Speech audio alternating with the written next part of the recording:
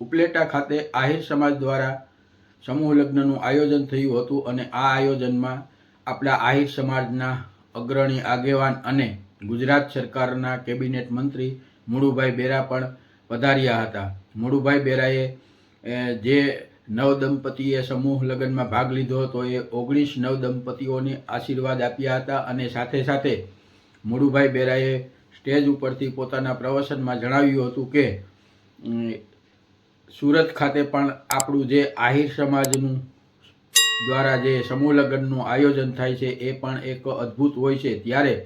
જ્યારે મુળુભાઈએ સુરતની વાત યાદ દેવરાવી છે ત્યારે આપણે મુળુભાઈ બેરાને એક વિનંતી કરીએ. સાથે સાથે મુળુભાઈ બેરાએ મુખ્યમંત્રી જ્યારે વિજયભાઈ રૂપાણી હતા ત્યારે તેણે જે અમદાવાદમાં આપણા કન્યા છાત્રાલય માટે જમીન આપી હતી ત્યારે રૂપાણી સાહેબે માત્ર અમદાવાદ નહીં પણ વડોદરા, સુરત, રાજકોટ સહિત બધા મહાનગરોમાં આહિર કન્યા છાત્રાલય હોવી જોઈએ અને સુરતમાં જે આપણી માગણી છે એ અહીંથી આપણે મુળુભાઈને યાદ દેવરાવીએ કે સુરતમાં પણ તમે જ્યારે આજે સરકારમાં છો ત્યારે સુરતમાં પણ આપણી કન્યા છાત્રાલય માટે જમીન સરકાર ફાળવે એવી વિનંતી સાથે આવો મુળુભાઈ બેરાએ શું કહ્યું હતું એ હવે આપણે સાંભળીએ. મિત્રો, આપને મારી નમ્ર વિનંતી છે, આપણી આ ચેનલને તમે સબસ્ક્રાઇબ કરજો, વિડીયોને લાઇક કરજો, શેર કરજો અને કોમેન્ટ કરજો.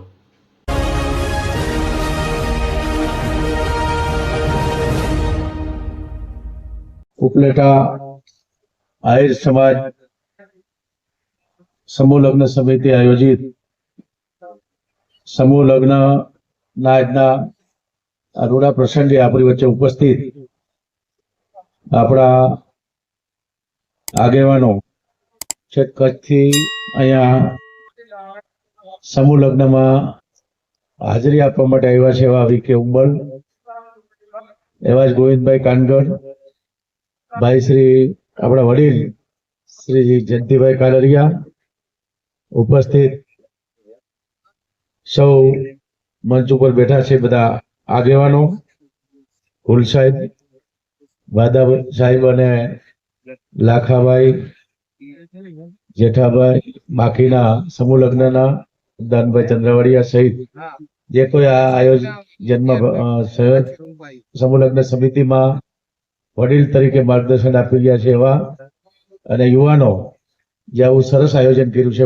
એવા બધા જ આપણા ઉપલેટાના આગેવાનો, બહારથી પધારેલા આપ સૌ વડીલો, આગેવાનો, યુવાન મિત્રો, બહેનો અને આજે જે 19 સમૂહ લગ્ન એટલે જે નવદંપતિ જોડાયા છે એના માતા પિતા અને એના સગા સંબંધીઓ, મીડિયાના મિત્રો, સમૂહ લગ્ન એ હવે દરેકે સ્વીકારેલી વાત છે. એક સમય હતો કે જે દિવસે કોઈ પણ માતા પિતાને એના દીકરા કે દીકરીને સમૂહ લગ્નમાં લગ્ન કરવા માટેનું આગેવાનો દ્વારા કહેવામાં જાય ત્યારે સંકોચ અનુભવતા હતા. પણ છેલ્લા આ 2 દાયકાથી આપણે જોઈએ છીએ કે જેમ જેમ દરેક સમાજમાં શિક્ષણ આવતું ગયું અને આજનો જે સમય છે એ સમયને ધ્યાનમાં રાખીને દરેક સમાજે એના પોતાના રીત રિવાજોમાં ફેરફાર કરવા પડે. સમૂહ લગ્નથી માત્ર પૈસાનો ખર્ચ થાય, ઓછો થાય એટલો જ ફાયદો છે એવું નથી. સમૂહ લગ્નના અનેક ફાયદાઓ છે. મને યાદ છે કે વર્ષો પહેલા સરકારને પણ સમૂહ લગ્ન માટે પ્રોત્સાહન આપવા માટે 7 ફેરા સમૂહ લગ્ન ની એક યોજના લેવી પડી હતી. મામલતદાર જે સરકારના પ્રતિનિધિ તાલુકામાં હોય એને આવા સમૂહ લગ્નનું જે આયોજન કરે એને પ્રમાણપત્ર સરકાર તરફથી આપવામાં આવે. કુંવરબાઈનું મામેરું જેવી યોજનાઓ લાવીને દીકરીઓ જે છે એને પેલા 5,000 હવે 11,000 હવે એથી પણ વધારે રકમ છે એને કઈ ને કઈ સરકાર તરફથી પ્રોત્સાહન આપવામાં આવે. આ બધું કરવું પડતું હતું. પણ આજે દરેક જગ્યાએ જિલ્લા મથક હોય, તાલુકા મથક હોય, આપણા સમાજમાં પણ નાના નાના ગામોમાં પણ સમૂહ લગ્નનું આયોજન થાય છે. ખાસ કરીને સુરતમાં આપણે જોઈએ છીએ કે આવતી 14 તારીખે આપણા સમાજનું દર વર્ષની જેમ સમૂહ લગ્નનું આયોજન છે અને ત્યાં ખૂબ મોટું સમૂહ લગ્નના આયોજનો હોય છે. 500 કરતા વધારે એકારે લગ્ન થતા હોય છે. ત્યાં બધા જ આગેવાનો આખા રાજ્યમાંથી, બીજા રાજ્યોમાંથી, સરકારોમાંથી બધા આગેવાનો ત્યાં ઉપસ્થિત રહી અને આશીર્વાદ આપવા માટે, શુભેચ્છા આપવા માટે આવતા હોય. અને ત્યાં દાતાઓ પણ એટલા બધા છે કે જે દાન એકત્રિત થયું છે એના વ્યાજમાંથી જે આવક થાય છે એના કરતા પણ ઓછો ખર્ચ, આવડું મોટું આયોજન હોય. 1,00,000 માણસનું ત્યાં સમૂહ ભોજનનું આયોજન કરવામાં આવતું હોય, એટલો કરિયાવર આપવામાં આવતો હોય છતાં પણ જે ત્યાં સમૂહ લગ્ન માટે રકમ એકત્રિત થઈ છે, ફંડ થયું છે, એના વ્યાજમાંથી વ્યાજની જે દર વર્ષની આવક છે એના કરતા એ આવક બધો ખર્ચ પૂરો કરતા પણ એમાં વધારો થતો હોય છે. આ પ્રકારની દાતાઓ સુરતમાં તો એટલા બધા ડોક્ટરો, શૈક્ષણિક સંસ્થાઓ, જે શિક્ષણ જેને લીધેલું છે એવા બધા ત્યાં એક ખૂબ મોટા સમૂહમાં આપણું સમાજનું સમૂહ લગ્નનું આયોજન થાય છે. અમરેલી અને ભાવનગર જિલ્લામાં દરેક તાલુકા મથક ઉપર દર વર્ષે અલગ અલગ રીતે ખૂબ સરસ રીતે ત્યાં આયોજન થાય છે. મોટી સંખ્યામાં ત્યાં સમૂહ લગ્નમાં બધા જોડાય છે. સમાજના જે નિવૃત્ત અધિકારીઓ છે એ પણ ક્યાંક ને ક્યાંક સમૂહ લગ્નના આવા આયોજનો માટેની જવાબદારી તાલુકા કક્ષાએ મુખ્ય વ્યક્તિ તરીકે લઈ અને સમાજને વધારેમાં વધારે સમૂહ લગ્નમાં જોડવા માટેનો પ્રયાસ થાય છે. આપણે અહીંયા હમણાં બધા આગેવાન ગોવિંદભાઈ, આપણા વીકે ઉંબલ સાહેબે, આ બધા આગેવાનો, જયંતિ બાપા જો બોલ્યા હોત તો એ પણ આપણે આશીર્વાદ આપવાના હતા, વાત કરવાના હતા, એનો ખૂબ અનુભવ છે. તો આવા આપણે બધા આગેવાનો, સંતો, મહંતો આવી અને જો સમૂહ લગ્ન થતા હોય તો આ બધા દીકરા દીકરીઓને આશીર્વાદ દેવા માટે આવી શકે. આજે પૂર્વ મુખ્યમંત્રી શ્રી કંઈક અલગ કાર્યક્રમને કારણે નથી આવી શક્યા, વિજયભાઈ, નહીતર આપણે બધા જ આગેવાનો છે જેને નિમંત્રણ આપીએ એ જો સમૂહનું આયોજન હોય તો બધા આવી શકે, સંતો મહંતો આવી શકે, સમાજના આગેવાનો અલગ અલગ જિલ્લાઓમાંથી અહીં છે કચ્છથી અહીં પહોંચવું, આવવું, હાજરી આપવી, આપણે ખબર છે કેટલું કઠિન છે. છતાં પણ એને એમ થાય કે સમાજમાં જે સમૂહ લગ્નનું આયોજન કરે છે એ સમૂહ લગ્ન સમિતિ અને ખાસ કરીને સ્વયંસેવકો જે છે એનો ઉત્સાહમાં વધારો લેવો હોય તો આપણે એને પ્રોત્સાહિત કરવા હોય તો સમાજના આગેવાનોએ ઉપસ્થિત રહેવું જોઈએ. મને વાદા સાહેબે કીધું કે અમારે 10-15 આગેવાનોને ભાણવડ આવવું અથવા ગાંધીનગર આવવું. મેં કીધું શું કામ છે? એ કે આમંત્રણ આપવા માટે સમૂહ લગ્નના. તો મેં કીધું એમાં 10-15 જણાને શું આવવું પડે? તો મને કઈ મળાઈ જાય ને આવવું છે, એમ રૂબરૂ તો આવવું પડે તો જ તમે આવો. મેં કહ્યું તમારે ક્યાંય નથી આવવું, સગવડ છે બધી, વોટ્સઅપ કરી દેજો, હું આવીશ. કે આવવું જ જોઈએ. અને તો જ આપણે એક કોઈ વ્યક્તિગત લગ્નમાં ના પહોંચીએ તો હાલે, અમે બધા પણ સમૂહ લગ્નનું આયોજન જ્યાં થતું હોય એ પછી ગામનું એક ગામ કરતું હોય તો પણ ત્યાં જવું જોઈએ.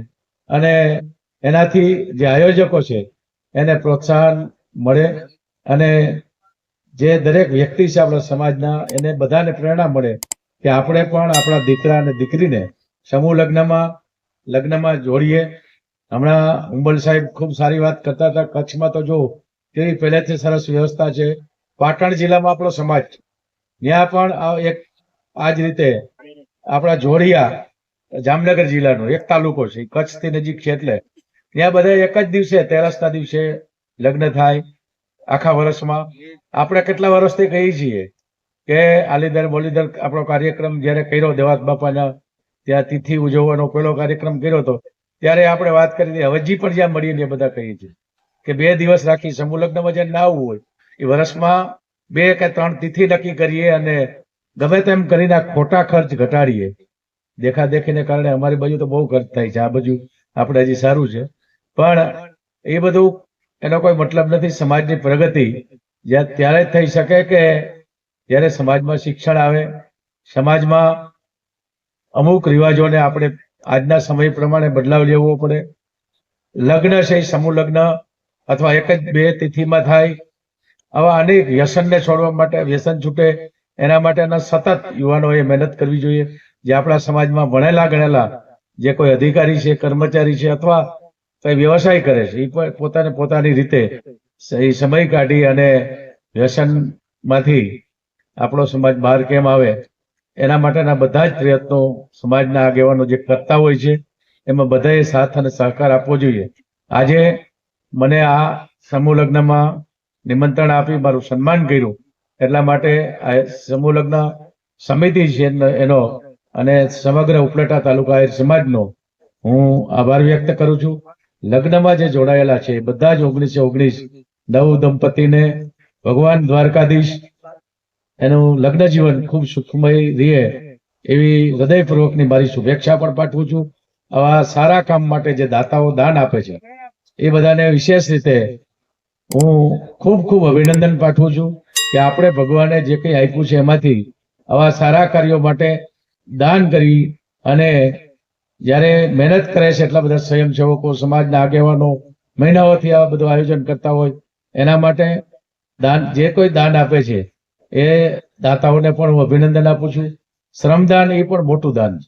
આજે અહીં રક્તદાન કેમ્પ છે દાદા સાહેબ કહેતા હતા તો એ રક્તદાનમાં પણ યુવાનો અને વડીલો દરેક વ્યક્તિ રક્તદાન કરીને સર્વશ્રેષ્ઠ દાન કરી રહ્યા છે. એનાથી પણ ખૂબ મોટું એક પુણ્યનું કામ છે કે આપણે અનેકની જિંદગી બચાવી શકીએ.